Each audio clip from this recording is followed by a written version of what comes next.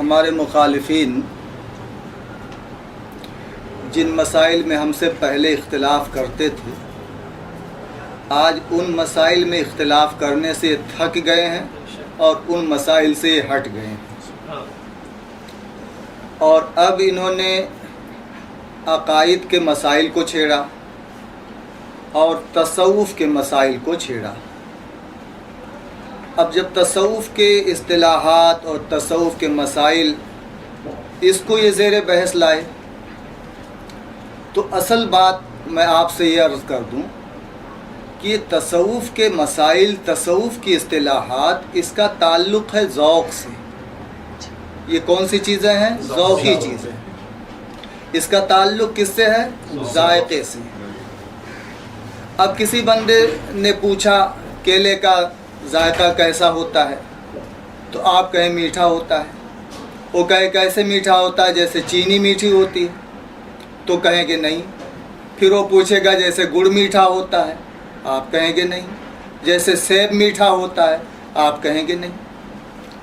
अब केले का जायका अगर समझाना है तो केला छीलिए और उसके मुंह में डाल दीजिए, उसको खुद समझ में आ जाएगा कि केले का मज़ा कैसा होता है। समझ में आ गई बात? तो जो चीज़ ज़ौक़ी चीज़ होती है उसको लफ्ज़ों से समझाया नहीं जा सकता है, उसको तो चखने के बाद ही वो बात समझ में आ सकती है। तो ये मसला समझ में आ गया। तो तसव्वुफ़ के मसाइल और इसकी इस्तिलाहात, इसका ताल्लुक़ है ज़ौक़ से। अब किसी का ज़ौक़ ही ख़राब हो, जायका ख़राब हो, सफ़रावी मरीज़ हो, तो उसको हर मीठी चीज़ कड़वी नज़र आएगी। तो ये उसके जायके का जुर्म है, उस चीज़ के मज़े का और मिठास का जुर्म नहीं है। तो जो सफ़रावी मरीज़ हैं उनका जायका ही ख़राब है, उनको तसव्वुफ़ की हर बात बिदअत नज़र आती है वो बात सुन्नत, लेकिन कहते हैं ये बैअत तरीक़त, ये पीरी मुरीदी क्या है? बिदअत है। ये बिदअत जो कह रहे हैं इसको और सुन्नत से खारिज कर रहे हैं, ये दरअसल कसूर किसका है? इनके जायके का। कि इनका जायका, इनका मिजाज ख़राब है, इनका मिजाज ही कड़वा है। तो अब कड़वे मिजाज के लिए पहले उसके मिजाज की कड़वाहट को ख़त्म कर दो, फिर बात खुद ब खुद समझ में आ जाएगी। अब देखिए, बैअत रसूल अकरम सल्लल्लाहु अलैहि वसल्लम ने बैअत इस्लाम भी किया है और बैअत जिहाद भी लिया है और बैअत हिजरत भी हुजूर ने फरमाई। हज़रत उस्मान गनी रज़ी अल्लाह ताला अन्हु के शहादत की ख़बर जब हुजूर को पहुँची, हुजूर ने सहाबा से बैअत लिया, बैअत जिहाद लिया। तो बैअत इस्लाम का भी सबूत है, बैअत जिहाद का भी सबूत है और बैअत हिजरत का भी सबूत है और बैअत तरीक़त, इसका भी सबूत है। कुरान ज़रा खोलिए, ये देखिए मेरे हाथ में कुरान करीम है। सूरह मुम्तहिना खोलिए। कुरान करीम के अंदर सूरह मुम्तहिना में अल्लाह रब्बुल इज़्ज़त रसूल अकरम सल्लल्लाहु अलैहि वसल्लम को खिताब करके फरमा रहे हैं कि लाई मैं आयत पढ़ देता हूँ। ये तो कुरान को कोई झुटलाए गए नहीं। तो आयत देखिए, सूरह मुम्तहिना पारा 28, इसके अंदर आयत है, या अय्युहन नबिय्यु इज़ा जाअकल मुअमिनातु, ऐ नबी जब आपके पास कौन आए? मोमिनात, मोमिना औरतें आएँ। मौलाना मोहम्मद जूनागढ़ी तर्जमा कर रहे हैं, ऐ पैगंबर जब मुसलमान औरतें आपसे इन बातों पर बैअत करने आएँ। कौन आए? मुसलमान औरतें। तो मुसलमान पहले है ना, और मुसलमान है और मुसलमान औरतें आ रही हैं। तो अल्लाह क्या फरमा रहे हैं? युबायिनका, आपसे बैअत करने आए, किस बात पर? अला अल्लाह इशरिकना बिल्लाहि शैया, कि अल्लाह के साथ किसी को शरीक नहीं करेंगी।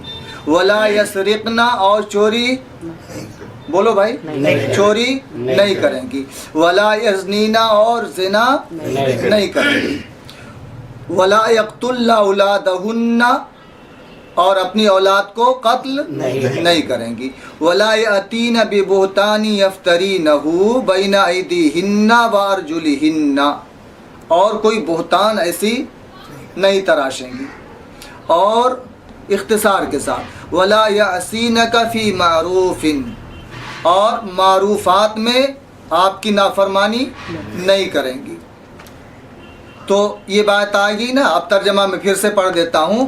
اے پیغمبر، جب مسلمان عورتیں آپ سے ان باتوں پر بیعت کرنے آئیں کہ وہ اللہ کے ساتھ کسی کو شریک نہ کریں گی، چوری نہ کریں گی، زناکاری نہ کریں گی، اپنی اولاد کو نہ مار ڈالیں گی، اور کوئی ایسا بہتان نہ باندھیں گی جو خود اپنے ہاتھوں پیروں کے سامنے گھڑ لیں، اور کسی نیک کام میں تیری بے حکمی نہ کریں گی، تو آپ ان سے کیا کر لیں؟ بیعت کر لیا کریں.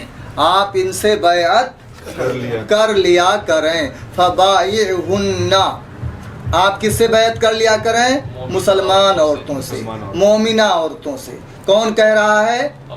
اللہ رب العزت کہہ رہے ہیں. اور بیعت کون کر رہے ہیں؟ نبی اکرم صلی اللہ علیہ وسلم کر رہے ہیں.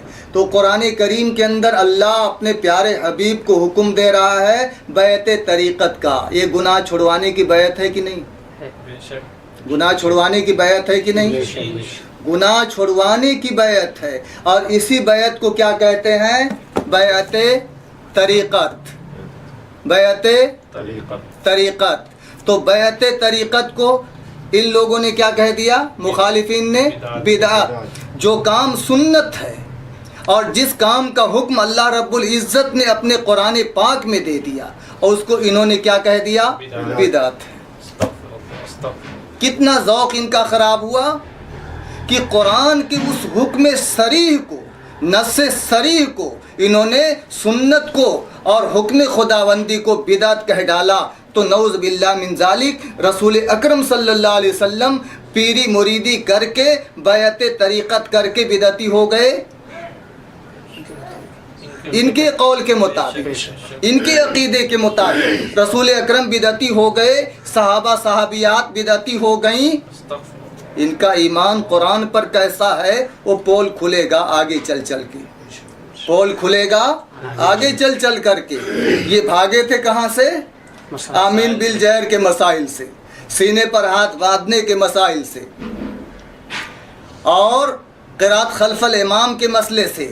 بھاگے تھے فروعات کے مسائل سے، وہاں سے ہٹ گئے تھے اور آئے تھے تصوف کی اصطلاح میں گھسنے، اور بیعت طریقت کو انہوں نے کہہ ڈالا بدعت. اور قرآن کریم نے للکار کر سورہ ممتحنہ میں کیا کہہ دیا کہ اے نبی فبائعہن، ان سے بیعت کر لیا کیجئے. نبی نے اللہ کے حکم سے بیعت طریقت کیا. اس کا تذکرہ بخاری میں بھی ہے، مسلم میں بھی ہے. تو قرآن بھی پکار کے کہہ رہا ہے کہ بیعت طریقت کا ثبوت ہے. سمجھ میں آ گئی بات؟ اب رہا یہ مسئلہ کہ اصطلاحات جو صوفیہ کے ہیں، کیا ان اصطلاحات کا ثبوت صحابہ سے، تابعین سے پایا جاتا ہے یا نہیں؟ تو اصل چیز یہ ہے کہ کسی چیز کا ثبوت اگر صحابہ کے دور میں نہ ہو تو اس کو بدعت نہیں کہا جائے گا. صحابہ کو اس کی ضرورت نہیں پڑی تو صحابہ نے نہیں کیا. آج ہمیں ضرورت ہے تو ہم اس کی اصطلاحات میں اجتہاد کیے اور اس کو مانتے ہیں. مثال کے طور پر، کیا صحابہ نے 9 صرف پڑھا تھا؟ بولو بھائی بولو. صحابہ نے 9 صرف پڑھا؟ منصوبات کتنے ہیں، مرفوعات کتنے ہیں، مجرورات کتنے ہیں؟ صحابہ نے اس کو پڑھا؟ ترکیب عبارت کی کس طرح ہوگی، شرمیت عامل صحابہ نے پڑھا؟ نہیں پڑھا. تو عبارت کو جوڑ جوڑ کر کے اس کی ترکیب بنانا، وجہ اعراب معلوم کرنا، صحابہ کو اس کی ضرورت نہیں پڑی تھی، انہوں نے نہیں کیا. صحابہ نے نورانی قاعدہ پڑھا تھا؟ حمزہ 2 زبر ان، حمزہ 2 زیر ان، حمزہ 2 پیش ان، صحابہ نے پڑھا؟ نہیں پڑھا. اور آج ہم پڑھتے ہیں. تو صحابہ کو اس کی ضرورت نہیں پڑی تھی، آج ہمیں ضرورت ہے. کیوں؟ صحابہ تو رسول اکرم صلی اللہ علیہ وسلم جو ان کے پیر مرشد تھے، ہادی عالم تھے، براہ راست قرآن کریم کو ان سے اخذ کرتے تھے اور سیکھتے تھے، ان کو ان اصطلاحات کی کوئی ضرورت نہیں تھی، اور آج ہمیں ضرورت ہے۔ تو صحابہ کو ان چیزوں کی ضرورت نہیں پڑی تھی، آج ہمیں ضرورت ہے۔ اس کی بنیاد پر علماء نے 9 صرف کے اصطلاحات میں اجتہاد کیا یا نہیں کیا؟ امت اس کو تسلیم کرتی یا نہیں کرتی؟ سارے مکاتب فکر میں 9 صرف پڑھایا جاتا ہے یا نہیں پڑھایا جاتا؟ اور تجوید کی یہ قواعد پڑھائے جاتے یا نہیں پڑھائے جاتے؟ صحابہ نے تجوید کے ان قاعدوں کو پڑھا تھا؟ نہیں پڑھا تھا۔ وہاں تو اے لقائے تو جواب ہر سوال، اے لقائے تو جواب ہر سوال، مشکل از تو حل شود بے قیل و قال، مشکل از تو حل شود بے قیل و قال۔ صحابہ کی لقاء اور ملاقات رسول اکرم صلی اللہ علیہ وسلم سے ہر سوال کا جواب رسول اللہ کی ملاقات تھی، اس لیے ان کو 9 کی ضرورت نہیں پڑی، صرف کی اصطلاحات کی ضرورت نہیں پڑی، اور تجوید کی اصطلاحات کی ضرورت نہیں پڑی۔ اور آگے مجھے کہنے کی اجازت دیجئے کہ علم حدیث کے اصطلاحات کی ضرورت صحابہ کو نہیں پڑی۔ یہ دیکھیں میرے ہاتھ میں کتاب ہے الصحیح مسلم، صحیح مسلم، صحیح بخاری کے بعد مسلم شریف کا نمبر آتا ہے اہل علم کے نزدیک۔ یہ صحیح مسلم شریف ہے، اس کے صفحہ 11 پر علامہ ابن سیرین علیہ الرحمہ کا بیان دیکھیے۔ یہ مشہور تابعی جلیل القدر صاحب تابعی اور محدث کبیر، یہ کیا فرماتے ہیں؟ عن ابن سیرین، صفحہ 11، عن ابن سیرین قال لم يكونوا يسألون عن الاسناد۔ صحابہ اور تابعین سندوں کے بارے میں سوال نہیں کرتے تھے۔ کس کے بارے میں؟ سند کے بارے میں سوال نہیں کرتے تھے۔ کیوں؟ صحابہ کو سند دریافت کرنے کی ضرورت نہیں پڑی تھی۔ تو علم حدیث کے اصطلاحات کا وجود صحابہ کے دور میں تھا؟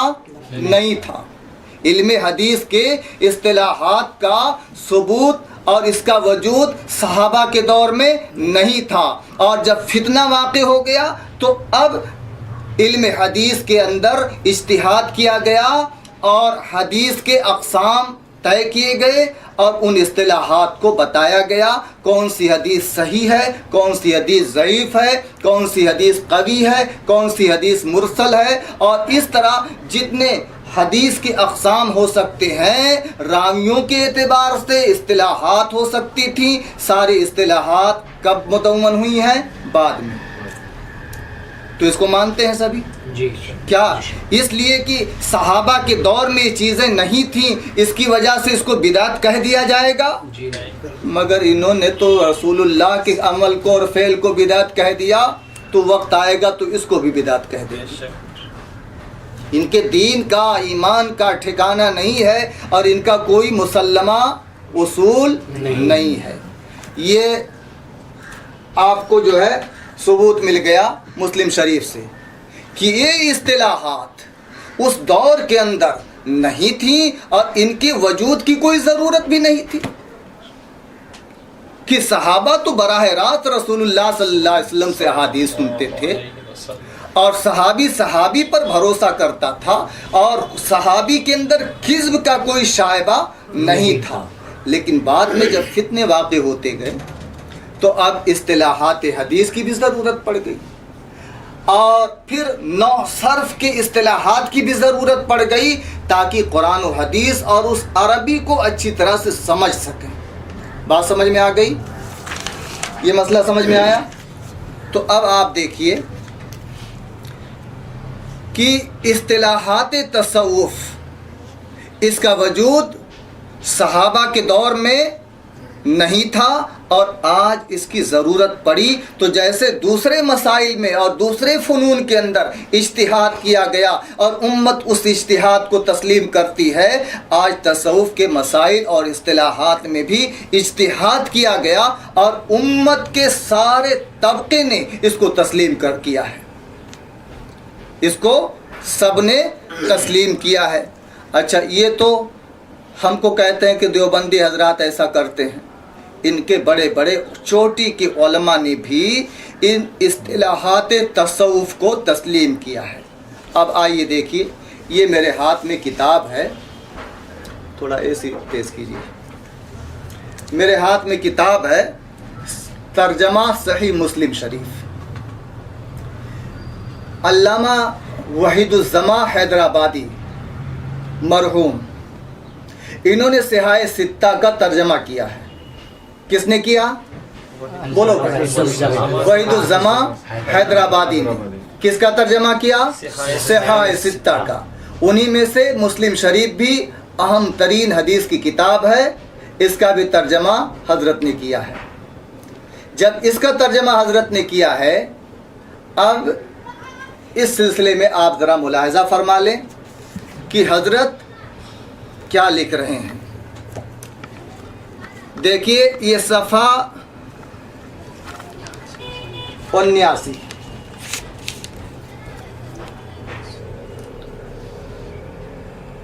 جلد اول صفحہ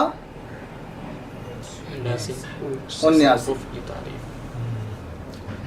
عنوان ہے تصوف کی تعریف، اور یہ چوٹی کے علماء اہل حدیث میں شمار ہوتے ہیں، بہت ساری کتابوں کے مصنف اور مؤلف تسلیم کیے جاتے ہیں، اور یہ مسلم شریف اور صحاح ستہ کا جو ترجمہ حضرت نے کیا ہے، ہمارے پڑوسی ملک میں اور جہاں غالی قسم کے اہل حدیث، نام نہاد اہل حدیث پائے جاتے ہیں، تو یہ اپنی بیٹیوں کو جہیز میں دیتے ہیں، یہ اپنی بیٹیوں کو جہیز میں دیتے ہیں۔ تو حضرت فرما رہے ہیں کہ دیکھو، خلاصہ تصوف کا یہ ہے کہ بندے کو خدا سے محبت اور الفت پیدا ہو۔ تصوف کا خلاصہ کیا بتایا حضرت نے؟ کہ بندے کو خدا سے محبت اور الفت پیدا ہو اور خدا کا خیال ہر وقت بندے کے دل میں رہے۔ تو اعلیٰ درجہ اس کا یہ ہے کہ بندہ خدا کی ذات کے تصور میں ایسا غرق ہو جائے کہ سوا خدا کے کچھ نظر نہ آئے۔ خدا کی ذات میں بندہ ایسا غرق ہو جائے کہ سوا خدا کے کچھ نظر نہ آئے، گو ظاہری آنکھوں سے دنیا کی چیزیں دیکھے اور کانوں سے سنے، پر جب دل خدا سے لگا ہے تو آنکھ اور کان مردے کی آنکھ اور کان کی طرح کھلے ہیں۔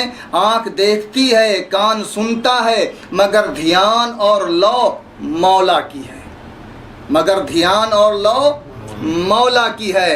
اس کو وحدت الشہود کہتے ہیں، اس کو وحدت الشہود کہتے ہیں، جو اعلیٰ درجہ کے فقیروں اور صوفیوں اور خدا کے پاک بندوں کو حاصل ہوتا ہے، خدا کے پاک بندوں کو حاصل ہوتا ہے۔ یہ ہے وحدت الوجود کا وہ مسئلہ جس کی وجہ سے انہوں نے، زبیر علی زئی نے اور طالب الرحمن نے، توصیف الرحمن نے، معراج ربانی نے ہمارے علماء دیوبند پر کفر کا فتویٰ لگایا ہے۔ کیا لگایا؟ کفر کا فتویٰ لگایا۔ اور توصیف الرحمن نے کہا اس زمین کے سینے پر اس سے بڑا کوئی کفر نہیں ہے۔ کس سے بڑا؟ تو وحدت الوجود کے مسئلے سے زیادہ سنگین کفر اس زمین کے سینے پر کوئی نہیں ہے۔ استغفر اللہ۔ اس کو ان کے اب چوٹی کے علماء کیا کہہ رہے ہیں؟ سنگین کفر ہے، اور اسی کفر کو کون تسلیم کر رہے ہیں؟ वहीदुज़्ज़मा साहब हैदराबादी ऐन ईमान कह रहे हैं और खुदा के पाक बंदों को की ये शान कह रहे हैं और आला दर्जा के फ़कीरों और सूफियों की शान बता रहे हैं। और बंदगी की शान ये है कि बंदा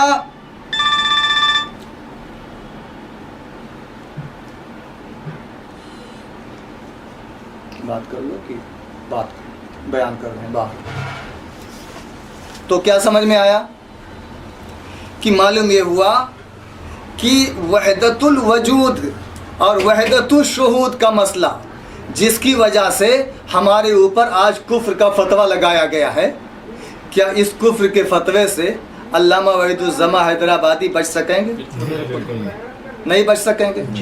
अब आप समझिए, ये तो हो गए हैदराबादी साहब। अब और ज़रा देखिए आप,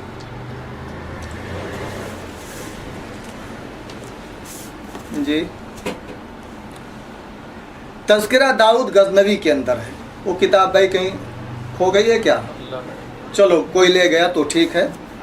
तो तज़किरा दाऊद गज़नवी के अंदर ये बात मौजूद है, किसी गैर मुक़ल्लिद ने गैर मुक़ल्लिद से सवाल किया वहदतुल वजूद के बारे में। किसके बारे में?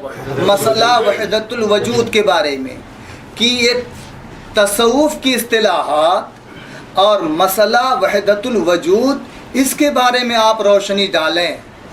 तो हज़रत ने क्या फरमाया? उनके बेटे दाऊद गज़नवी के बेटे लिख रहे हैं कि मेरे अब्बा दाऊद गज़नवी का चेहरा बिगड़ गया, गुस्से में आ गए कि तुम तसव्वुफ़ की इस्तिलाहात के बारे में पूछ रहे हो कि बिदात है या सुन्नत है। तो चेहरे पर शिकन पड़ गई। हालांकि थे ये पूछने वाले भी गैर मुक़ल्लिद, जवाब देने वाले भी गैर मुक़ल्लिद, लेकिन गैर मुक़ल्लिदियत के साथ साथ ये सूफ़ी भी थे और इन इस्तिलाहात तसव्वुफ़ को ये भी तस्लीम करते थे। वहदतुल वजूद के अक़ीदे और मसले को ये भी तस्लीम करते थे। आया समझ में? तो अब आप देखिए, ये फतावा अहले हदीस है, फतावा अहले हदीस, यानी फतावा देवबंद नहीं है बल्कि फतावा अहले हदीस। हाँ, फतावा हनफी नहीं, फतावा अहले हदीस। और चोटी के आलिम दीन मौलाना मुहद्दिस जी मुज्तहिदुल असर, मुज्तहिदुल असर, ये हाफिज अब्दुल्ला रोपड़ी, हाफिज अब्दुल्ला रोपड़ी, यानी इनके माने हुए आलिम दीन और बुजुर्ग हैं।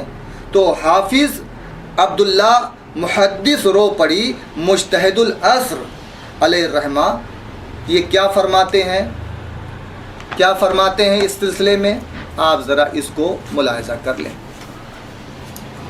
फरमाते हैं कि देखो, हज़रत से सवाल किया गया है वहदतुल वजूद का माना क्या है, वहदतुल शुहूद किसे कहते हैं, और क्या सहाबा और ताबईन के दौर में इसका वजूद था या नहीं था, और नहीं था तो आज के इस दौर में इसकी ज़रूरत क्यों पेश आ गई। तो हज़रत इसका जवाब देते हैं कि ये इस्तिलाहात ज़्यादातर मुताख़िरीन सूफिया इब्न अरबी वग़ैरह की कुतुब में पाई जाती हैं, मुतक़द्दिमीन की कुतुब में नहीं, मुतक़द्दिमीन की कुतुब में नहीं। यानी जो पीछे के लोग हैं उनकी किताबों में इस्तिलाहात हैं, और जो पहले के लोग थे उनकी किताबों में ये इस्तिलाहात नहीं पाई जाती हैं। तो फरमाते हैं, फिर से पढ़ देता हूँ, ये इस्तिलाहात ज़्यादातर मुताख़िरीन सूफिया इब्न अरबी वग़ैरह की कुतुब में पाई जाती हैं, मुतक़द्दिमीन की कुतुब में नहीं। हाँ मुराद इनकी सही है, हाँ मुराद इनकी सही है। किसकी मुराद? मसला वहदतुल वजूद, मसला वहदतुल शुहूद और तसव्वुफ़ की सारी इस्तिलाहात, इनकी मुराद क्या है? सही है। तो मालूम ये हुआ कि ये कबूल कर रहे हैं कि मुराद इनकी सही है। तो अब आप सही चीज़ को छोड़ देंगे? کسی غلط آدمی کے کہنے سے آپ صحیح بات کو چھوڑ دیں گے؟ صحیح عقیدے کو چھوڑ دیں گے؟ بولو بولو بھائی. ہم چھوڑنے کے لیے صحیح چیز کو، جب تم غلط معنی چھوڑنے کے لیے تیار نہیں ہو تو ہم صحیح بات چھوڑنے کے لیے تیار نہیں ہیں. ہم اپنے خون کا آخری قطرہ بہا دیں گے لیکن صحیح بات، صحیح عقیدہ نہیں چھوڑیں گے. بولو بولو، ہم صحیح عقیدہ نہیں چھوڑیں گے. ہم اپنی زندگی اس پہ کھپا دیں گے اور زندگی داؤں پہ لگا دیں گے لیکن صحیح عقیدہ نہیں چھوڑیں گے. اور بالخصوص وحدت الوجود کا یہ عقیدہ، وحدت الشہود کا یہ مسئلہ کیا کریں گے؟ نہیں چھوڑیں گے. کہتے ہو نا غوث کا دامن نہیں چھوڑیں گے. اب پتہ چلے گا کہ چھوڑو گے کہ نہیں چھوڑو گے. چھوڑنا نہیں ہے میرے بھائیوں. کسی کی وسوسہ ڈالنے سے، شک ڈالنے سے ہمیں صحیح بات نہیں چھوڑنی ہے. دنیا ایک طرف ہو جائے، سورج چاند بدل جائے، زمین و آسمان بدل جائے، لیکن صحیح عقیدہ، صحیح مسئلہ، سنی عقیدہ، سنی مسئلہ نہیں چھوڑیں گے. اب آپ کہو جتنا بھی کہو کہ غوث کا دامن نہیں چھوڑیں گے، رسول کا دامن نہیں چھوڑیں گے، کہو ہم مدینہ والے کا دامن نہیں چھوڑیں گے. اور ایک بات اور کہہ دوں کہ دراصل دامن تو تھاما ہے ہم نے. اگر ابو بکر صدیق رضی اللہ تعالیٰ عنہ رسول اکرم صلی اللہ علیہ وسلم کی وفات کے بعد جلوہ گر ہوئے خلافت کے اس مسند پر، اور صدیق اکبر نے لوگوں کے دین و ایمان کو سنبھالا، تو انہی کے خون اور نسل سے حجت الاسلام مولانا قاری محمد طیب صاحب اور ان کے پردادا حضرت مولانا قاسم نانوتوی علیہ الرحمہ نے اسی اسلام کی حفاظت کی، کیونکہ ان کا خونی رشتہ ابو بکر صدیق سے ملتا ہے. اگر اس دور کے صدیق اکبر نے مسلمانوں کے دین و ایمان کو سنبھالا تھا تو آج کے اس دور میں چل کر کے حجت الاسلام مولانا قاسم نانوتوی اسی ابو بکر صدیق کا خون اور مزاج لے کر کے آئے. اور قاری طیب صاحب جو نصف صدی تک دارالعلوم دیوبند کے محتمم رہے، انہوں نے بھی دین و اسلام کی، اسی دین و اسلام کی حفاظت کی جس دین کی آبیاری کیا تھا صدیق اکبر نے. اس کے بعد خلیفہ ثانی عمر فاروق رضی اللہ تعالیٰ عنہ نے جس دین کی حفاظت اپنے دور خلافت میں کی تھی، انہی کے خون اور خاندان کا اور فرزند ارجمن مجدد الملت حکیم الامت حضرت مولانا اشرف علی تھانوی فاروقی النسل، اور انہی کے خون اور خاندان کا یہ بندہ دنیا کے اندر اسلام کی حفاظت اس بندے نے کی. تو صدیقی خون پہلے بھی اور صدیقی خون آج بھی کام کیا. فاروقی خون پہلے تھا اور فاروق کا خون آج بھی اشرف علی تھانوی کی شکل میں جلوہ گر ہوا اور اس نے دین کی حفاظت کی. اور تیسرے خلیفہ عثمان غنی رضی اللہ تعالیٰ عنہ، انہوں نے فاروق اعظم کے بعد اسلام کی حفاظت کی اور اس خون کو، اس اسلام کو اپنے خون سے سینچا جس اسلام کو سرور عالم صلی اللہ علیہ وسلم نے بطور امانت دیا تھا. تو انہی کی نسل سے اور انہی کی خون سے پیدا ہونے والا علامہ شبیر احمد عثمانی اور عثمانی گھرانہ، اس نے دین کی حفاظت کی اور اپنی آخری سانس تک دین کی حفاظت کرتے رہے، دین کی خدمت کرتے رہے. آیا سمجھ میں؟ اور خلیفہ رابع علی مرتضیٰ، جس کے اندر مرتضوی خون تھا، اسی خاک و اسی خون سے اور اسی نسل سے پیدا ہونے والا اور فرزند ارجمن مرتضیٰ حسن چاند پوری اور مولانا اصغر دیوبندی، اور اس طرح سے حسین احمد مدنی علیہ الرحمہ، یہ علی مرتضیٰ کے خون اور نسل سے پیدا ہونے والے یہ اللہ کے نمایاں بندے، انہوں نے دین اسلام کی حفاظت کی. اور وہ ساری نسبتیں جمع ہو گئیں. اگر صدیقی نسبت دیکھنی ہے، فاروقی نسبت دیکھنی ہے، اور عثمانی نسبت دیکھنی ہے، اور مرتضوی نسبت دیکھنی ہے، تو اس کا عین مجسمہ دارالعلوم دیوبند. بولو سر بکف سر بلند دیوبند دیوبند. تو یہ وہ دیوبند ہے جو اسلام کی حفاظت اپنی پہلے تاریخ سے لے کر کے اور آج کی تاریخ تک کرتا ہے اور آئندہ بھی یہ کرتا رہے گا. یہ علم و ہنر کا گہوارہ تاریخ کا وہ شہپارہ ہے. یہ علم و ہنر کا گہوارہ تاریخ کا وہ شہپارہ ہے. تو یہ آپ کے سامنے بات آ گئی. اب آپ دیکھیے, آپ دیکھتے جائیں, لٹتے ہیں صبح و شام خزانے نئے نئے, تو کیسے کیسے خزانے دریافت ہو رہے ہیں. آپ ذرا اس کو ملاحظہ کیجئے. یہ دیکھیے میرے ہاتھ میں فتاوی ثنائیہ ہے. فتاوی ثنائیہ کس کی؟ شیر پنجاب, مناظر اسلام. اور ان کا کوئی ثانی نہیں. ان کے زمانے میں شیخ الاسلام, مناظر اسلام, شیر پنجاب. اور اس شیر پنجاب نے کیا لکھا اصطلاحات تصوف کے بارے میں؟ صفحہ 149, صفحہ 149.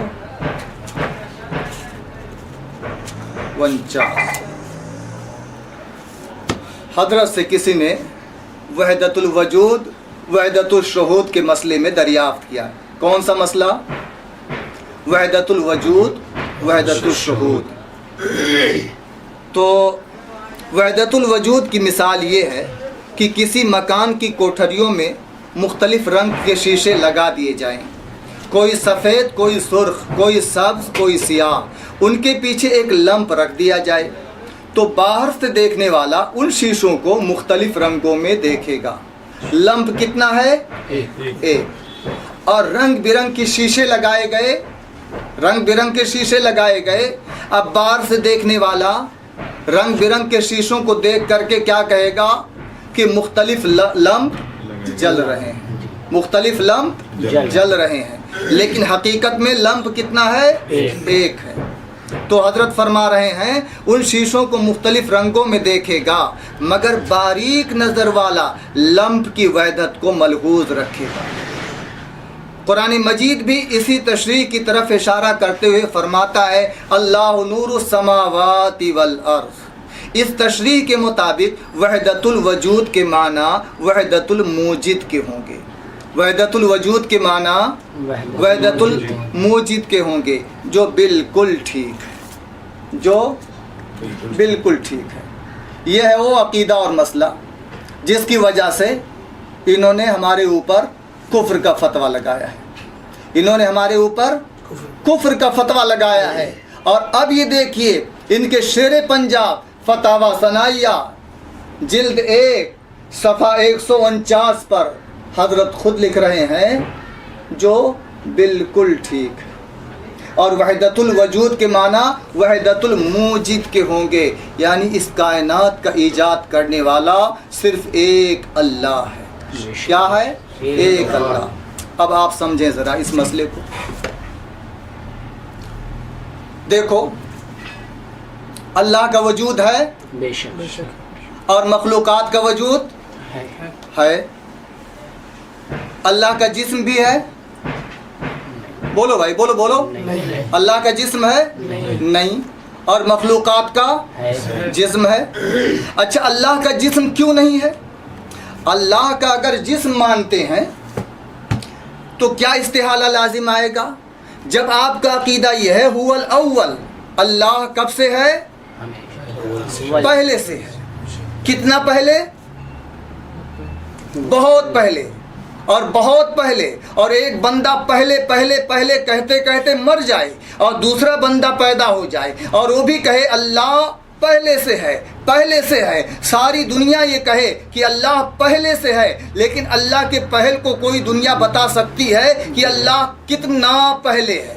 اللہ کتنا پہلے ہے کوئی بتا سکتا ہے؟ هو الاول, اول تو ہے لیکن بدایت اور اس کی ابتدا کا پتہ کچھ بھی نہیں ہے. اور وہ آخر ہے اور اس کی انتہا اور اینڈ کی پتہ کسی کو کچھ بھی نہیں ہے. تو معلوم یہ ہوا کہ اللہ پہلے سے ہے. کتنا پہلے؟ کوئی حد نہیں، کوئی حساب ہی نہیں. اللہ پہلے سے ہے، اس کے پہلے ہونے کی کوئی حد نہیں، کوئی حساب نہیں. آیا سمجھ میں؟ جی. اللہ کے جسم نہیں، اللہ کا جسم نہیں. کیوں؟ اگر اللہ کا جسم مانیں گے تو وہ جسم کسی اجزاء سے مرکب مانیں گے. جی. تو جسم کو جب کسی اجزاء سے مرکب مانیں گے تو ان اجزائے جسمیہ کا اللہ سے پہلے ہونا لازم آئے گا کہ نہیں؟ جی جی جی. یہ استحالہ لازم آ رہا ہے کہ نہیں؟ جی. جب آپ اللہ کا جسم مان لیں گے تو وہ اجزاء، جن اجزاء سے اللہ کا جسم بنا، ان اجزاء کو پہلے ماننا پڑے گا. تو پھر آپ کا یہ عقیدہ فاسد ہو جائے گا کہ اللہ پہلے ہے، اللہ پہلے ہے. آیا سمجھ میں؟ جی. اس لیے اللہ کا وجود سب سے پہلے، اور اس سے پہلے کوئی پہلے نہیں، بلکہ خود لفظ پہلے بھی پہلے نہیں. بے شک بے شک. سبحان اللہ. تو کوئی حساب اور حد ہی نہیں ہے. اور پھر اللہ کے وجود کے مقابلے میں مخلوق کا وجود کتنا ہے؟ بولو بھائی. اللہ کے وجود کے مقابلے میں مخلوق کا وجود کتنا ہے؟ کوئی حساب ہے؟ کچھ حساب ہی نہیں ہے، کچھ حساب ہی نہیں ہے. اب آپ سمجھو کہ جب اللہ کے وجود کے مقابلے میں مخلوق کے وجود کا کوئی حساب ہی نہیں ہے تو اسی کو کہتے ہیں تنزیل الناقص بمنزلۃ المعدوم. ناقص چیز کو معدوم کے درجے میں اتار لیا جاتا ہے. اللہ کے وجود کے مقابلے میں مخلوقات کا وجود عدم نظر آتا ہے. اللہ کے وجود کے مقابلے میں مخلوقات کا وجود ختم نظر آتا ہے. اور جب اللہ کے وجود کے مقابلے میں مخلوقات کا وجود عدم نظر آتا ہے، اللہ کے وجود کے مقابلے میں مخلوقات کا وجود ختم نظر آتا ہے، تو وَيَبْقَى وَجْهُ رَبِّكَ وَيَبْقَى وَجْهُ رَبِّكَ. تو اب باقی کون بچا؟ جب مخلوق درمیان سے ہٹ گئی اور یہ نظر نہیں آتی تو باقی کون بچا؟ اللہ. یہی تو وحدت الوجود ہے، یہی تو وحدت الوجود ہے کہ صرف ایک اللہ نظر آتا ہے، باقی اور کوئی نظر نہیں آتا ہے. اسی کو مولانا ثناء اللہ امرتسری نے بھی کہا، اور اسی کو مولانا نواب وحید الزماں حیدرآبادی صاحب نے بھی کہا نا. جی. اب سمجھ میں آ گئی بات؟ جی. اچھا اب آپ سمجھیے. شیخ سعدی رحمۃ اللہ علیہ مثال کے ذریعہ اس کو سمجھاتے ہیں کہ دیکھو، بارش کا قطرہ جب آسمانوں سے چلا اور اپنے مرکز سے جدا ہوا تو وہ بوند، پانی کا بوند کہتا ہے کہ ہم ہیں کچھ، اور ہم ہیں کچھ، اور بڑے تمطراق کے ساتھ وہاں سے چلا اور اپنے چھوٹے سے قطرے کے وجود کو اپنا وجود بتا رہا ہے کہ میرا بھی کچھ ہے وجود. اور جب آ کے سمندر میں ملا تو اب اس نے اپنے وجود کو سمندر کے وجود کے مقابلے میں ناقص پایا اور گم پایا اور ختم پایا. تو اب اس قطرے نے کیا کہہ دیا؟ میں کچھ نہیں ہوں، جو کچھ ہے وہ تو ہے، تو ہے، تو ہی ہے، تو ہے، اور میں کچھ بھی نہیں ہوں. تو سمندر کے وجود کے مقابلے میں پانی کی اس بوند نے اپنی ہستی کو فنا کر دیا اور کہا میں کچھ نہیں، جو ہے وہ تو ہی تو ہے، تو ہی تو ہے. یہی تو وحدت الوجود ہے کہ ایک سالک کو اور ایک صوفی کو اور اللہ کے راست باز بندے کو اللہ کے وجود کے سوا اب کچھ نظر نہیں آیا تو اس نے کہہ دیا کہ اللہ جو کچھ ہے وہ تو ہے، باقی اور دنیا میں کچھ بھی نہیں ہے. اب وحدت الوجود کا ایک معنی تو یہ ہے، اور ایک غلط معنی اس کا بتایا جاتا ہے کہ جو مخلوق ہے وہ اللہ ہے اور اللہ مخلوق ہے. یہ تو صریح کفر ہے. ہم اہل سنت حلول کے قائل نہیں ہیں، اور حلول تو وہ چیز ہوتی ہے جو جس کا تعلق جسم سے ہو. ہم اہل سنت حلول کے قائل نہیں ہیں بلکہ وحدت الوجود کے قائل ہیں، اور حلول اور وحدت الوجود دونوں میں فرق ہے. اب اس کو اور مثال سے سمجھیے. جگنو ہے، ننھا سا کیڑا، راتوں کو چمکتا ہے نا. جی. جگنو ہے نام میرا، جگنو ہے نام میرا، راتوں کو ہوں چمکتا اور اڑ اڑ کے ہوں دمکتا. जुगनू है नाम मेरा। तो रात को तो वो भी कह रहा जुगनू है नाम मेरा, जुगनू है नाम मेरा, रातों को हूँ चमकता, उड़ उड़ के हूँ दमकता। लेकिन दिन में भी तो जुगनू रहता है। अब उसका वजूद, उसके नूर का वजूद नज़र आता है, उसके वजूद, नूर का वजूद नज़र आता है। जैसे जुगनू सूरज के उजाले के अंदर अपने नूर के वजूद को खो बैठा है, हालांकि है उसका वजूद, लेकिन अब उसका वजूद फ़ानी नज़र आता है और जो कुछ नूर नज़र आता है वो इस सूरज का नूर नज़र आता है, जुगनू का नूर और उसका वजूद नज़र नहीं आता है। ऐसे सालिक जब अल्लाह को पहचान लेता है तो उसकी निगाहों में उसे सिर्फ अल्लाह नज़र आता है, बाकी कायनात ख़त्म नज़र आती है, कायनात ख़त्म नज़र आती है। देखो इस कायनात को क्या कहते हैं? आलम। कायनात को क्या कहते हैं? आलम। और आलम इसमें आला का सेगा है, इसका माना होता है मा युलमु बिही। आलम के माने क्या?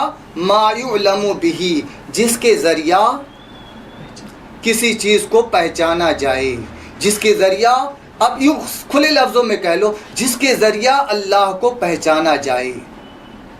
अब इसको देखो, आईने के अंदर अपनी शक्ल सूरत पहचानी जाती है ना। जब आदमी आईना देखता है तो उसमें क्या नज़र आया? अपना चेहरा। आईने में क्या नज़र आया? अपना चेहरा। और वो आईना जहाँ उसका चेहरा नज़र आता है तो आईने पे नज़र जाती है या चेहरे पे नज़र जाती है? चेहरा दिखाया किसने? आईना ने। चेहरा दिखाया किसने? आईना ने। अल्लाह को दिखाया किसने? इस आलम ने। अल्लाह को दिखाया किसने?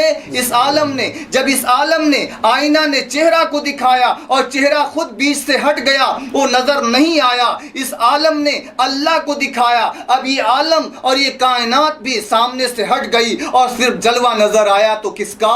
अल्लाह नज़र आया, अल्लाह नज़र आया। समझ में आई बात? तो इसी को कहते हैं जब महर नुमाया हुआ सब छुप गए तारे। जब महर नुमाया हुआ सब छुप गए तारे, तू मुझको भरी बज़्म में तन्हा नजर आया। तू मुझको भरी बज़्म में तन्हा नजर आया। अल्लाह अब मुझे कुछ नज़र नहीं आता, जो नज़र आता है वो तू नज़र आता है, तेरा जलवा नज़र आता है। फूल की पंखड़ियों में तेरा जलवा नज़र आता है, दूध के कतरों में तेरा जलवा नज़र आता है, पानी और समुंदरों में तेरा जलवा नज़र आता है, दरख्त के पत्तों में तेरा जलवा नज़र आता है, कायनात के ज़र्रे ज़र्रे में तेरा जलवा नज़र आता है। अल्लाह अब मुझे कुछ नज़र नहीं आता, जो नज़र आता है वो तू नज़र आता है। इसको क्या कहते हैं? वहदतुल वजूद। इसको क्या कहते हैं? वहदतुल वजूद। इसको क्या कहते हैं? वहदतुल शुहूद। इसकी मिसाल देखिए। इसीलिए मैंने किताबें मौलाना सनाउल्लाह अमृतसरी की, मौलाना वहीदुज़्ज़मा साहब की, मुस्लिम शरीफ की का तर्जमा जो है उसको हमने कर दिया है और उन्हीं इबारात की रोशनी में हम तशरीह कर रहे हैं। अब इसकी देखिए एक मिसाल कुरान करीम से। सुम्मा ला यमूतु वला यहया। ला यमूतु वला यहया क्या मतलब हुआ? जहन्नमी जहन्नम के अंदर ला यमूतो मरेंगे नहीं, वला यहया वला डेरोग नहीं, तर्जमा करो, डेरो नहीं, तर्जमा करो, बोलो, जिंदा भी नहीं होंगे। ऐसा कहीं होता है मरे भी ना और जिंदा भी ना रहें? ये तो समझ में आ गया। जहन्नम में जहन्नमी मरेंगे नहीं जी, तो फिर जिंदा तो रहेंगे ना जी, जिंदा तो रहेंगे ना। तो फिर कुरान कह रहा वला यहया, जिंदा भी नहीं रहेंगे। ये क्या बात हुई? क्या इबारत बोल गया कुरान कि मरेंगे नहीं, जिंदा भी नहीं रहेंगे? ऐसा तो कहीं नहीं होता कि कोई बंदा मरे भी ना और जिंदा भी ना रहे। अब ये क्या कहेंगे? मालूम ये हुआ कि जो वो जिंदगी है जहन्नम के अंदर वो ना होने के दर्जे में है। عدم کے درجے میں ہے. زندگی تو ہے لیکن وہ فانی زندگی ہے, وہ عدم کے درجے میں ہے. قرآن نے اسی کو کہہ دیا کہ نہ مریں گے نہ زندہ رہیں گے, یعنی وہ بھی کوئی زندگی ہے, وہ زندگی زندگی نہیں ہے. ایسے ہی سالک نے اور اللہ کے نیک بندے نے جب اللہ کو چان لیا, اللہ کو پہچان لیا, تو اللہ کے وجود کے مقابلے میں اب اپنے وجود کو کہہ رہا ہے کہ کائنات میں کچھ بھی نہیں ہے, جو ہے وہ اللہ ہی اللہ ہے, جو ہے وہ اللہ ہی اللہ ہے. جس کو اللہ نظر آ گیا, اب اللہ کے سامنے اللہ کے وجود کے مقابلے میں مخلوقات کا وجود معدوم نظر آتا ہے اور ختم نظر آتا ہے. سبحان اللہ. آ گیا سمجھ میں؟ جی. دوسری مثال دیکھیے حدیث سے, مسلم شریف کے اندر حدیث ہے, اللہم لا عیش الا عیش الآخرہ. اللہ کائنات کے اندر دنیا میں کوئی عیش نہیں الا عیش الآخرہ. آپ اہل علم ہیں اور علماء کی مجلس ہے ماشاءاللہ, آپ دیکھیے کہ اس حدیث کے اندر کیا کہا جا رہا ہے, لا عیش الا عیش الآخرہ. معلوم یہ ہوا کہ آخرت کی زندگی کے مقابلے میں دنیا کی زندگی معدوم نظر آتی ہے. آخرت کی زندگی کے مقابلے میں دنیا کی زندگی معدوم نظر آتی ہے, ختم نظر آتی ہے. ایسی اللہ کے وجود کے مقابلے میں مخلوق کا وجود ختم نظر آتا ہے, معدوم نظر آتا ہے. اور حال میں اور استقبال میں بندے نے اپنے وجود کی نفی کر دیا اور اپنے وجود کو مٹا دیا اور کہہ دیا کہ جو کچھ ہے وہ اللہ ہی اللہ ہے, باقی اور کائنات میں کچھ بھی نہیں ہے. سمجھ میں آ گیا مسئلہ؟ جی. وحدت الوجود کا معنی عقیدہ سمجھ میں آیا؟ جی. اب یہ وہ مسئلہ ہے جس کی وجہ سے ہمارے اوپر کفر کا فتویٰ لگایا گیا ہے, اور ہم اہل علم سے اس کا انصاف لے کے اٹھیں گے اور انصاف کر کے چھوڑیں گے. اور آپ کو انصاف کرنا پڑے گا آج کی اس مجلس کے اندر کہ ہمارے اوپر جو کفر کا ناجائز فتویٰ لگایا گیا ہے, اور ان کا دامن ہم نہیں چھوڑیں گے آخرت تک. ہم اللہ کی بارگاہ میں ان کو کھینچ کے لے جائیں گے کہ اللہ, یہ وہ عقیدہ اور وہ مسئلہ جو روز روشن کی طرح سے ظاہر ہے اور ان کے علماء بھی بتاتے آئے تھے, اور اس کی وجہ سے علماء دیوبند کو بدنام کیا گیا تھا. یہ چلیں دیوبند کے چوکھٹ پہ اور علماء دیوبند سے معافی مانگیں اور اس کفر سے توبہ کریں کہ آئندہ ہم کفر کا فتویٰ علماء دیوبند پہ نہیں لگائیں گے. مولانا, یہ علم کا مقام ہے, علمی مجلس ہے, اور علماء دیوبند کے علم کو آپ نے ابھی سمجھا نہیں ہے, ان کے علمی مقام کو آپ نے جانا نہیں ہے کہ ان کا علمی مقام کیا تھا. اب آئیے اس سلسلے میں ایک عبارت دیکھیں کہ کیسا کیسا دھوکہ دیا جاتا ہے. یہ ہمارے ہاتھ میں فضائل اعمال ہے, ہمارے ہاتھ میں فضائل اعمال ہے. حصہ دوم, اس صدی کے ایک عظیم ترین محدث حضرت علامہ عارف باللہ فانی فی اللہ شیخ الحدیث مولانا زکریہ صاحب نور اللہ مرقدہ, اور کہو تو کہہ دوں کہ عمر بھر کی وفا کا پاک صلہ عشق کی انتہا کو دیکھیں گے. عمر بھر کی وفا کا پاک صلہ عشق کی انتہا کو دیکھیں گے. رسول سے عشق اور محبت تھی, اور مدینہ منورہ کے اندر دفن ہونے کی ایک آرزو اور تمنا تھی. اللہ رب العزت حضرت کو لے گیا اور ہجرت کر کے مدینہ منورہ پہنچے اور وفات وہاں ہوئی, اور جنت البقیع میں آرام فرما ہیں. اور صحابہ جب اپنی قبروں سے اٹھیں گے, یہ بھی صحابہ کے جھرمٹ میں اٹھیں گے. نور اللہ مرقدہ, کہو نور اللہ مرقدہ, اللہ ان کی قبر کو روشن کر دے اور مدینہ منورہ جنت البقیع کو آرام گاہ بنا دے, اور بنا دیا حق تبارک و تعالیٰ نے. اب اس فضائل اعمال کی اس عبارت پر جی نشان بتائیے. دیکھیے یہ عبارت جس پہ یہ لوگ اعتراض کرتے ہیں, یہ دراصل مکاتب رشیدیہ میں یہ عبارت چھپی ہے. حضرت نے خط لکھا ہے اپنے شیخ, اپنے پیر مرشد, کس کو؟ حاجی امداد اللہ صاحب مہاجر مکی رحمۃ اللہ علیہ. تو وہ خط لمبا ہے ذرا سا, اس کی خاص عبارت جس پر ان کا اعتراض ہے اور جس عبارت پر انہوں نے ہمارے اوپر کفر کا فتویٰ لگایا ہے اور تہمت لگائی ہے، اس عبارت کو ہم پڑھ کے سنا دیتے ہیں۔ پہلی بات تو یہ کہ جب کوئی مریض کسی ڈاکٹر کے پاس، معالج کے پاس جائے گا تو اپنی ساری بیماری، ساری تکلیف اس کو بتائے گا، ایک ایک پوائنٹ بتائے گا، ویک پوائنٹ اس کو بھی بتائے گا، تاکہ معالج اور ڈاکٹر اس کو سمجھ لے، بیماری کو سمجھ لے۔ جب کوئی مرید اپنے شیخ کو، اپنے پیر کو خط لکھے گا یا ان کی صحبت میں جا کے عرض حال کرے گا تو اپنے دل کے ساری کیفیات کا تذکرہ اپنے شیخ کے سامنے کرے گا تاکہ اس کا علاج تجویز کیا جائے۔ حضرت نے گنگوہی علیہ الرحمہ نے حاجی امداد اللہ صاحب مہاجر مکی رحمۃ اللہ علیہ کو خط لکھا۔ اس خط کا ایک مضمون، ایک عبارت جو قابل اعتراض ہے، یہ دیکھیے اس کتاب میں صفحہ 140 ہے، یہ عبارت موجود ہے، اور واقعی جیسا یہ غیر مقلدین دھوکہ دیتے ہیں، اس عبارت کو پڑھ کر کے اور اس عبارت کا غلط معنی بتا کر کے ایک عام آدمی ان کے دھوکے میں آ جاتا ہے اور اس عبارت سے دھوکہ کھا جاتا ہے کہ دیکھو رشید احمد گنگوہی نے اپنے کو خدا کہہ دیا ہے اور خدا کو رشید احمد گنگوہی بتا رہے ہیں۔ اب عبارت میں پڑھ کے سنا دیتا ہوں، پہلے پوری عبارت آپ سماعت فرما لیں۔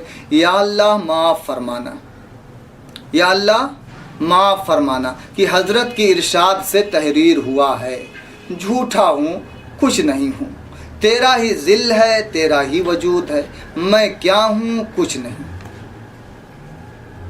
میں کیا ہوں، کچھ نہیں، اور وہ جو میں ہوں ان کے بتانے کے حساب سے جو عبارت وہ بانا اس کا بتا رہے ہیں ان کے الفاظ میں پڑھ رہا ہوں، اور وہ جو میں ہوں وہ تو ہے۔ کیا معنی بنا؟ جو رشید احمد ہیں وہ خدا ہے، تو بولو یہ کفر ہے کہ نہیں؟ کفر ہے کہ نہیں؟ رشید احمد خدا بن جائیں اور خدا رشید احمد بن جائے، یہ کفر ہے کہ نہیں؟ آج بھی آپ دارالعلوم دیوبند سے فتویٰ منگا لو کہ یہ جملہ کفریہ جملہ ہے۔ تو اب سوال یہ ہے کہ فضائل اعمال میں عبارت ہے اور میں اور تو خود شرک در شرک ہے، اور میں اور تو خود شرک در شرک ہے، یعنی یہ معنی یہ بتاتے ہیں کہ رشید احمد گنگوہی خدا اور خدا رشید احمد گنگوہی، گویا خدا رشید احمد گنگوہی میں حلول کیے ہے اور رشید احمد گنگوہی خدا میں حلول کیے ہیں۔ تو پھر جب وہ لوگ کہتے ہیں، کون لوگ؟ یا نبی، یا نبی سلام علیہ، جب وہ کہتے ہیں تو کیا کہتے ہیں؟ وہی جو مستوی عرش تھا خدا بن کر اتر پڑا ہے مدینہ میں مصطفیٰ بن کر۔ تو اگر مصطفیٰ خدا نہیں بن سکے اور خدا مصطفیٰ نہیں بن سکا تو رشید احمد گنگوہی یہ خدا بن گئے، خدا رشید احمد گنگوہی بن گیا۔ اب اس کا معنی بگاڑا گیا اس عبارت کا اور کفر صادر ہو گیا۔ اب اس عبارت کا آپ صحیح معنی اور مطلب سمجھیں اور انشاءاللہ آئینے کی طرح سے اور دوپہر کے سورج کی طرح سے صحیح معنی آپ کی سمجھ میں آ جائے گا، اور غلط جو معنی بتایا گیا ہے یہ پی پول کھل جائے گا آج کرلا کی سرزمین پر انشاءاللہ۔ آج اسی چوراہے پر ان کا بھاڑا پھوٹے گا کہ انہوں نے کتنا دھوکہ دیا ہے اور فراڈ کیا ہے۔ عبارتیں بگاڑ بگاڑ کے مولانا کسی کو کافر بنانا یہ بچوں کا کھیل نہیں ہے، اور یہ پول کھلے گا انشاءاللہ۔ اور اب دیکھیے آپ حضرت نے کیا لکھا، یا اللہ معاف فرمانا کہ حضرت کے ارشاد سے تحریر ہوا ہے، جھوٹا ہوں، کچھ نہیں ہوں۔ تو ایک بندے نے کہا دیکھو رشید احمد گنگوہی تو کیا کہہ رہے ہیں؟ جھوٹا ہوں۔ تو جھوٹا ولی ہو سکتا ہے؟ بولو بھائی، نہیں۔ جھوٹا آدمی جو جھوٹ بولے ولی ہو؟ حضرت خود کہہ رہے ہیں جھوٹا ہوں، تو جب جھوٹے تو ولی کیسے ہو گئے؟ اور شیخ الحدیث بنا دیا سہارنپور والوں نے، کمال کر دیا۔ یہ دیوبندی بھی عجیب ہے۔ اب دیکھو اس کو، یہ عاجزی ہے، کفر نفسی ہے، انکساری ہے، اپنے کو ایک گنہگار تصور کیا جا رہا ہے۔ رسول اللہ صلی اللہ علیہ وسلم پڑھتے تھے نا، لا الہ الا انت سبحانک انی کنت من الظالمین۔ کیا مطلب ہوا؟ اللہ میں ظالموں میں سے ہوں۔ تو نعوذ باللہ من ذالک کوئی کہہ دے گا کہ رسول اللہ تو خود کہتے تھے इन्नी कुन्तु मिनज़ ज़ालिमीन, तो जालिम तो थे वो, और जालिम थे तो जालिम का मकाम क्या होगा? अस्तगफिरुल्लाह। वो तो अल्लाह के हुजूर में एक आजिज़ी है, एक इनकिसारी है, उसका असली माना यहाँ नहीं लिया जाता है, एक इनकिसारी और तवाज़ु का माना लिया जाता है। ऐसे हजरत ने आजिज़ी का माना लिया है, और इसकी मिसाल कुरान करीम के बाद फिर हदीस में भी मौजूद है। नाफ़क़ा हंज़ला, हजरत हंज़ला निकले, और कुछ वारदात जो हुजूर की मजलिस में होती थी वो घर में और दूसरी जगहों पे नहीं होती थी, तो हजरत हंज़ला निकले, अबू बकर सिद्दीक मिल गए, कहाँ जा रहे हो? नाफ़क़ा हंज़ला, हंज़ला तो मुनाफिक हो गया, क्या बात है, क्या कह रहे हो? जब हुजूर की मजलिस में होते हैं दिल की कैफियत कुछ और होती है, घर पे होते हैं कुछ और कैफियत होती है। अबू बकर सिद्दीक तड़प गए, कहा ये बीमारी तो मेरे अंदर भी है। सहाबा के एक झुरमुट हो गया, और सहाबा पहुंचे हुजूर की मजलिस में और कहा नाफ़क़ा हंज़ला, हंज़ला मुनाफिक हो गया। तो क्या इसका असली माना ले लेंगे? जी नहीं। अब वो ईरान वाले क्या कहते हैं कि देखो हंज़ला ने तो खुद कहा, और राफ़िज़ी यही तो कहते हैं, हंज़ला ने तो खुद कहा, और अहले सुन्नत की किताबों में सिहाए सित्ता में है कि नाफ़क़ा हंज़ला, हंज़ला मुनाफिक हो गया, तो सहाबा तो मुनाफिक थे, नऊज़ बिल्लाह मिन ज़ालिक। और ये नीम राफ़िज़ी जो है ये भी कह देंगे कि हाँ वो तो इकरार किए तो फिर मुनाफिक तो थे ही, नऊज़ बिल्लाह मिन ज़ालिक। ये आजिज़ी है, इनकिसारी है कि दिल की जो कैफियत हो रही है वो अपने पीर और अपने मुर्शिद और हादी आलम सरवर आलम सल्लल्लाहु अलैहि वसल्लम के सामने रख दिया, और हुजूर ने उसकी तशरीह कर दी और उसका इलाज फरमा दिया। और अब इसको एक मिसाल से भी समझें कि बुजुर्ग अपने किसी बड़े बुजुर्ग को किसी बड़े के सामने लिखता है, मैं क्या हूँ, आपकी जूतियों के खाक के बराबर भी नहीं हूँ, बस इस कमीने को माफ़ फरमाना। तो क्या अब आप भी पुकारेंगे है कमीना? बोलो भाई, उसने तो कसर नफ्सी में कह दिया कमीना, तो आप भी कहोगे ओ कमीना? कह दिया हकीर फ़कीर पर निगाह करम फरमाई। अब वो बेचारा जा रहा हो, कहे फ़कीर इधर आ, कहेगा अरे उस बंदे ने आजिज़ी में कहा है, और तू जो है तुझको कहने की इजाज़त नहीं है। वो बंदा वो लफ्ज़ खुद ही इस्तेमाल कर सकता है तवाज़ु का, लेकिन दूसरा उसके लिए वो लफ्ज़ इस्तेमाल नहीं कर सकता है। आया समझ में? आया समझ में? हजरत ने क्या फरमाया? झूठा हूँ, ये आजिज़ी है, इनकिसारी है, कुछ नहीं हूँ, तेरा ही दिल है, तेरा ही वजूद है, मैं क्या हूँ? कुछ नहीं। यानी अल्लाह तेरे वजूद के सामने मेरा क्या वजूद, तेरे कमाल के सामने मेरा क्या कमाल, तेरे इल्म के सामने मेरा क्या इल्म, और तेरी बुजुर्गी के सामने मेरी क्या हैसियत, मेरी कोई वक़्त और हैसियत ही नहीं। जैसे जुगनू ने अपने नूर को सूरज के उजाले में गुम कर दिया, पानी के कतरे ने अपने वजूद को समुंदर के मुकाबले में गुम कर दिया और अपनी हस्ती को फना कर दिया, ऐसे हजरत ने अल्लाह के वजूद के सामने, अपने पीरो मुर्शिद के वजूदो कमाल के सामने अपने वजूद को फना कर दिया और कह दिया कि मैं कुछ नहीं हूँ। साफ लफ्जों में इसका इकरार है या नहीं है? आगे क्या फरमाते हैं? और ओ जो मैं हूँ, अब इसको समझिए, ये लफ्ज़ ज़रा ख़तरनाक बज़ाहिर लग रहा है। और ओ जो मैं हूँ वो तो है, ये इन्होंने पढ़ा है तू है, इन्होंने मारूफ पढ़ा है, और ये इबारत है मजहूल। और ओ जो मैं हूँ, मैं का मतलब रशीद अहमद गंगोही नहीं, मैं यानी मेरा मैं, मेरी अनानियत, मेरा तकब्बुर। कहते ना मैं मार दूंगा, तो मेरे अंदर जो मैं है ना, ये अनानियत, ये तकब्बुर, यही तो बोल रहा है मैं मार दूंगा। तो मैं मार दूंगा का मतलब क्या हुआ? ये मेरा तकब्बुर, मेरी अनानियत तुझे मारेगी, यही मतलब हुआ ना।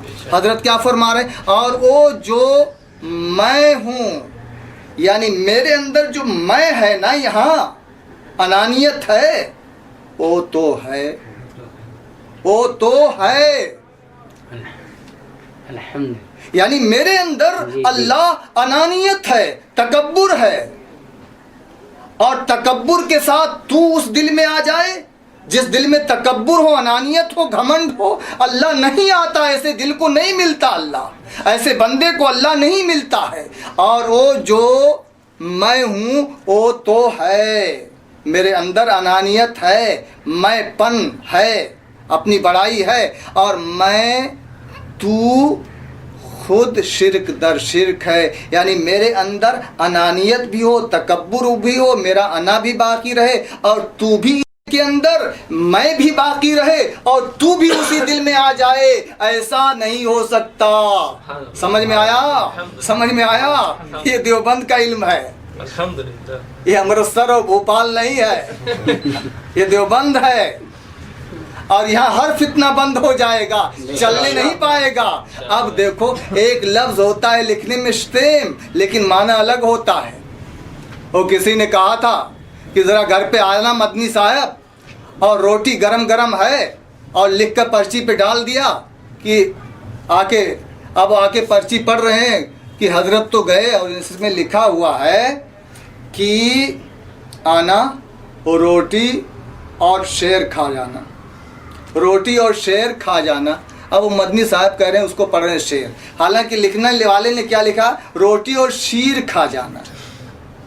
अब शीर के माने दूध, और शेर के माने जो आदमियों को खा जाए। गर्चे मानत दर नविस्तन शेर शीर, शीर आबाशत की मर्दुम मी खुरंद, शेर आबाशत की मर्दुम रा दरद। शीर वो है कि जिसे आदमी खाएं, और शेर वो है जो आदमी को खाए। कितना बदल जाता है मारूफ मजहूल पढ़ने से माना। अब फिर पढ़ देता हूँ, हजरत ने क्या फरमाया? और वो जो मैं हूँ वो तो है। समझ में आ गया? और मैं तू खुद शिरक दर शिरक है। और उसके बाद कह रहे हैं 3 दफा अस्तगफिरुल्लाह, अस्तगफिरुल्लाह, सब कहो, अस्तगफिरुल्लाह, अस्तगफिरुल्लाह, अस्तगफिरुल्लाह, ला हौला वला कुव्वता इल्ला बिल्लाह। अब अर्ज़ से माजूर फरमा कर कबूल फरमावे। वस्सलाम। समझ में आ गया? समझ में आ गया? अब आप देखिए कितना क्लियर इबारत है, साफ इबारत है। और ये जाफर जटल्ली ने क्या कर दिखाया कि मक्खी को मल मल के भैंसा बनाया। मक्खी को मल मल के कमाल कर दिया। फजीलतुल शेख ने कुर्ता फाड़ के रुमाल कर दिया। इबारत क्या है और हजरत माना क्या बता रहे हैं? तो समझ में आ गई बात। मालूम ये हुआ जी, मालूम ये हुआ कि उलमाए देवबंद की दुश्मनी मत करो, वरना ये कुफ्र तुम्हारे ऊपर लौट आएगा और आखिरत के अंदर तुम इतने रुसवा और शर्मिंदा हो जाओगे कि फिर वहाँ चिल्लाओगे सरापा मासियत हूँ, मुझसे क्या उज़्रे ख़ता होगा। बड़ी शर्मिंदगी होगी जब उनका सामना होगा, जब रशीद अहमद गंगोही दामन पकड़ेंगे कि मेरी किस इबारत से तूने कुफ्रिया माना निकाला था। जवाब नहीं आएगा। एक साहब आए हमारे एक बड़े बुजुर्ग की खिदमत में और फजर के वक्त पैर पकड़ लिया, ज़ारो कतार रोने लगे। कहा हजरत माफ़ फरमा दीजिए। हजरत ने कहा क्या हुआ? कहा रात को मैंने ख्वाब देखा कि रसूलुल्लाह सल्लल्लाहु अलैहि वसल्लम की मजलिस लगी हुई है और उस मजलिस के अंदर हम भी जा रहे हैं कि हुजूर से मुलाकात कर लें। देखा तो रसूल अकरम सल्लल्लाहु अलैहि वसल्लम के दाहिनी जानिब मौलाना रशीद अहमद गंगोही बैठे। तो मुझे जब देखा तो हुजूर से फरमा रहे हैं कि हज़रत ज़रा इरशाद फरमाइए कि मैंने कौन सा गुनाह किया है, कसूर किया, कौन सी बात गलत अपनी किताब में लिख दी जिसकी वजह से इन जैसे लोग मुझे काफिर कहते हैं। तो हजरत रसूल करीम सल्लल्लाहु अलैहि वसल्लम ने गंगोही साहब को अपने सीने से चिमटा लिया और कहा रशीद अहमद गंगोही, तुझे तो मैं कुछ नहीं कहता, तू तो मेरा है, तू तो मेरा है। गंगोही तुझे मैं कुछ नहीं कहता, तू मेरा है। और इनके कहने से क्या होता है? और इस पर फरिश्तों ने मुझे धक्का दिया और पार्टीशन डाला गया और कहा मरदूद यहाँ से दफा हो जा, तेरी कोई ज़रूरत नहीं। अल्लाह के रसूल के दिलदादे और चहेते और लाडले गंगोही को तू काफिर कहता है।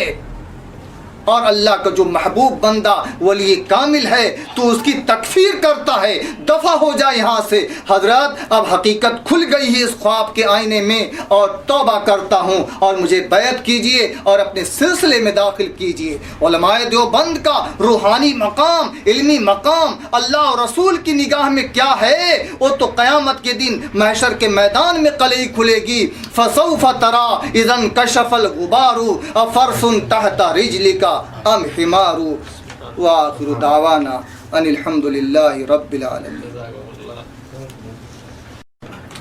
اب طلوع ہونے لگے۔ حضرت تھانوی نے لکھا ہے کہ اتباع اور تقلید میں فرق ہے، اور دیوبندی علماء اپنی تقریروں میں کہتے ہیں کہ اتباع اور تقلید ایک ہی ہے۔ سوال نمبر 2، جب مفتی کفایت اللہ نے اہل حدیث کو اہل سنت میں داخل کیا ہے تو تم ہم کو کیوں خارج کرتے ہو؟ اچھا، یعنی یہ اہل سنت میں رہنا چاہتے ہیں، اور ہم بھی تو یہی دعوت دیتے ہیں، ہم بھی بابا یہی دعوت دیتے ہیں، تم اہل سنت سے خارج ہو کیوں رہے ہو؟ آؤ نا، لیکن تم تو آتے ہی نہیں۔ دعوت ہم دیتے ہیں، بلاتے ہیں، مگر تم آتے نہیں ہو۔ اہل سنت جو اہل حدیث کو اہل سنت تسلیم کیا، یا اہل حدیث کا جو ذکر ہے، یہ غیر مقلدین مراد نہیں ہے۔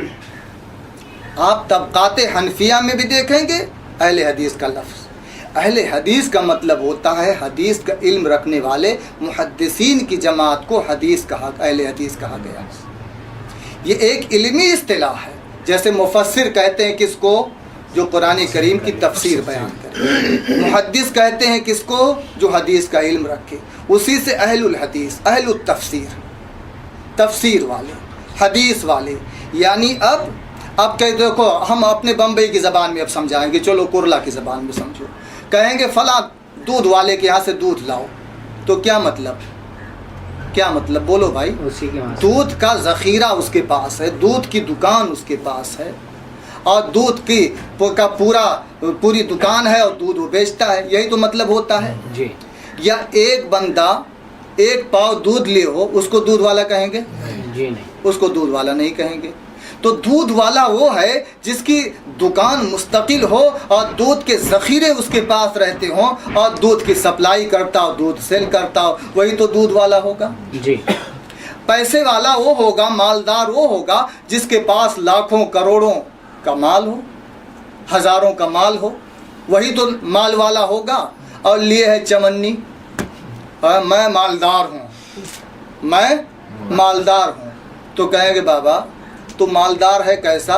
پہلے تو تیرے دماغ کا علاج کرا دیا جائے، لیکن یہ مال بھی جو تیرے پاس ہے کافی نہیں ہوگا، واچ مین گیٹ ہی سے بھگا دے گا، پہلے فیس جمع کرنی پڑے گی، اس کے پاس تیرا علاج ہوگا۔ تو دیکھو کسی والا یہ نسبت لگنے کے لیے ضروری ہے کہ اس کا ذخیرہ۔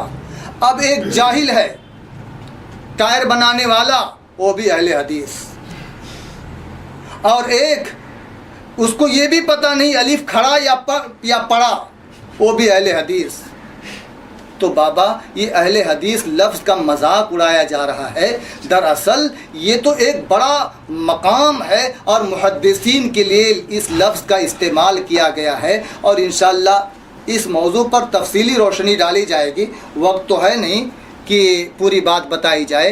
اتباع اور تقلید ایک ہی چیز ہے، یہ اس کا معنی تو خود یہ کرتے ہیں کہ جہاں قرآن کریم کے اندر اتباع کا لفظ آیا، وہاں کہیں تقلید معنی یہ گھسیڑ دیا، اور کہیں جو ہے اتباع کا معنی تقلید اور تقلید کا معنی اتباع۔ تو یہ غلطی تو خود یہ کر رہے ہیں۔ جب یہ نمبر آئے گا تو بالتفصیل اس پر انشاءاللہ روشنی ڈالی جائے گی۔ تم کبھی اپنے آپ کو حنفی کہتے ہو، کبھی چشتی کہتے ہو، کبھی قادری، کبھی سہروردی، کبھی نقش بندی کہتے ہیں، کبھی دیوبندی کہتے ہو۔ تمہارے کوئی مستقل نام بھی ہیں؟ نام بھی کیا ہے بھائی؟ نہیں ہے۔ اب یہ دیکھیے، تو یہ غلطی تو یہ بھی کرتے ہیں۔ یہ کیا کہتے ہیں؟ کبھی محمدی، اور کبھی موحدی، اور کبھی سلفی، کبھی اثری، اور کبھی خبری، کبھی اثری کبھی خبری، ہیں ضرور ہیں، وہ تو بتایا جائے گا کب۔ اور کبھی امرتسری، اور کبھی روپڑی، ہیں؟ ابھی تو اللہ نہ کرے یہ رو پڑے، ان کو ذرا روکو، لیکن کہتے نا کبھی رو پڑی تو اب یہ وہ پڑی تو اب آپ کی کون سمجھے کھوپڑی؟ یہاں تو الٹی ہے کھوپڑی آپ، تو اب کون اس الٹی کھوپڑی کو سمجھے؟ آیا سمجھ میں؟ تمہارا نام تو عورتوں کے نام پر ہے، ہاں ماشاء اللہ، تمہارا نام تو عورتوں کے نام پر ہے۔ ابو حنیفہ امام کی بیٹی کی طرف نسبت ہے۔ لوگوں، مسلک بدعت میں ہر مسئلہ الٹا نظر آیا۔ مجنو نظر آئی، لیلا نظر آیا، مجنو نظر آئی، لیلا نظر آیا۔ یہ دیکھیے کیا لکھ رہے ہیں، تمہارا نام تو عورتوں کے نام پر ہے۔ عورتوں واحد ہے کہ جمع؟ بولو، عورتوں کے نام پر۔ اور حنیفہ واحد ہے کہ جمع؟ واحد۔ خرد کا نام جنو رکھ دیا، جنو کا خرد، جو چاہے آپ کا حسن کرشمہ ساز کرے۔ کمال کر دیا، کمال کر دیا، اسی کو علم کہتے ہیں۔ اور یہ لیاقت اور قابلیت، اور سمجھیں کہ بخاری شریف ڈائریکٹ انٹرنیٹ سے، وہ بہی قال حدثنا انٹرنیٹ۔ دیکھو مسلم شریف کے اندر حدیث ہے صفحہ 11 پر کہ دیکھ لو تم دین کس سے سیکھ رہے ہو، اس شخصیت پر نظر ڈالو، شخصیت اس لائق ہے کہ اس سے دین کو سیکھا جائے، دین حاصل کیا جائے یا نہیں؟ تو رسول اکرم صلی اللہ علیہ وسلم نے، صحابہ نے، تابعین نے شخصیت کو سامنے رکھا کہ جس ہستی سے تم دین سیکھ رہے ہو اس کی صلاحیت کو دیکھ لو، اس کے تقوی اور للہیت کو دیکھ لو۔ اور یہ وَبِهِ قَالَ حَدَّثْنَا انٹرنیٹ، ان کے جو ہے مفتی اعظم انٹرنیٹ ہیں، کیا علم آئے گا، کیا علم آئے گا؟ تو لکھ رہے ہیں عورتوں کے نام پر ہے۔ ابو حنیفہ امام کی بیٹی کی طرف نسبت ہے۔ اگر یہی بے خبری حضرت والا ہوگی تو تارو پودے پدری سب تو بالا ہوگی۔ آپ دیکھیے امام ابو حنیفہ کا نام نعمان ابن ثابت ابن ما ابن زوتی، تو کنیت ہے آپ کی ابو حنیفہ، اور یہ اصل ان کو چونکہ الرجی ہے اور دشمنی ہے امام ابو حنیفہ سے۔ اور دروغ گورا حافظہ نہ باشد، جو آدمی جھوٹ بولتا ہے جھوٹے کا دماغ نہیں ہوتا، چل جاتا ہے اس کا دماغ ان کا خراب ہوا اور کھوپڑی ان کی خراب ہوئی، تو اب روپڑی بھی سہارا نہیں دے پائیں گے ان کو۔ دیکھو امام ابو حنیفہ یہ کنیت ہے، ابو حنیفہ۔ حنیفہ کے معنی دوات کے بھی ہوتے ہیں، حنیفہ دوات۔ چونکہ اتنا کثرت سے تصنیفات ہوتی تھیں حضرت کی مجلس میں، اور اس کثرت تالیفات اور کثرت تصنیفات کی طرف اشارہ ہے کہ اتنی کثرت سے دواتیں استعمال ہوتی تھیں، روشنائی اور قلم استعمال ہوتے تھے، ان کی مجلس میں ان کی تحریریں اور تصنیفات سامنے آتی تھیں۔ اس کی بنیاد پر ابو حنیفہ کہا گیا ان کو، ایک معنی۔ دوسرا معنی، جو تصنیفات ہوتی تھیں، جو اقوال درج کیے جاتے تھے، جو فتاوے لکھے جاتے تھے، اور جو اجتہاد مندرج ہوتے تھے، وہ دراصل بالکل درست ہوتے تھے۔ اور یہ ابو الملت الحنیفہ ہے کہ ملت درست، ملت والے۔ ابو الملت الحنیفہ، ملت کو حذف کر دیا اور ابو حنیفہ کو باقی رکھا کہ یہ جو باتیں اور ان کا اجتہاد ہے بالکل ٹھیک ہے، اپنی جگہ پر درست ہے، یہ شک اور شبہ سے بالا تر ہے۔ آیا سمجھ میں؟ اب یہ حنیفہ تو نظر آیا، حالانکہ امام ابو حنیفہ کی حنیفہ نام کی کوئی بیٹی حضرت کی نہیں تھی۔ یہ تاریخ سے بھی ناواقف ہیں بیچارے، یہ تاریخ سے بھی ناواقف ہیں۔ اور کیا کہوں لوگوں، ان کا دیوانہ پن تو دیکھیے گا کہ دامن کا ہے دھوکہ آستین پر۔ اب یہ الٹے کرتا پہنیں گے، آستین ہی کے اندر سر ڈال لیں گے اور سمجھیں گے یہی دامن ہے، ڈالو ایسا پہنو بابا، تو پھٹ جائے گا کرتا لیکن تم پہن نہیں پاؤ گے اور ننگے کے ننگے رہو گے۔ اس لیے مہربانی کرو، دامن کو دامن سمجھو، کرتا اور آستین کو آستین سمجھو، اور تم اہل سنت کے مارے آستین نہ بنو، آستین کے سانپ مت بنو۔ تم حدیث کے نام پر، قرآن کے نام پر لوگوں کی ایمان پہ ڈاکہ مت ڈالو۔ اور کچھ وضاحت کر دوں؟ ہاں پھر دوسری مجلس میں انشاءاللہ.